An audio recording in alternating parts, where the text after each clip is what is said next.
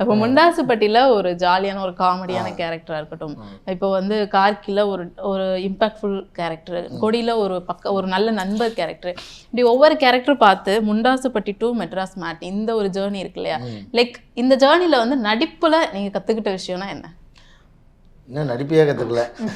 நான் இதை எக்ஸ்பெக்ட் பண்ணேன் உங்ககிட்ட. அப்படியா?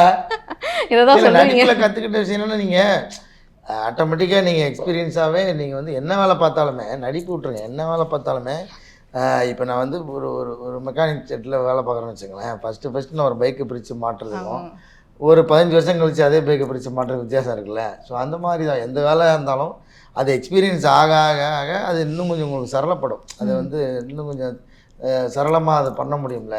ஸோ அந்த ஒரு மனநிலை இருக்குது. அப்புறம் அந்த மாதிரி இடம் வரும்போது இன்னும் கொஞ்சம் பயமாகவும் இருக்குது. ஏன்னா நம்ம அது அப்படி ஆகிட்டோம்னா நம்ம ஒரு ரொட்டீனுக்குள்ளே போயிடுவோம். அது ஒரு வேலையாக மாறிடும். ஒரு க்ரியேட்டிவாகவோ இல்லை ஒரு எக்ஸ்பெரிமெண்ட்டாக பண்ண மாட்டோம் அதையும்.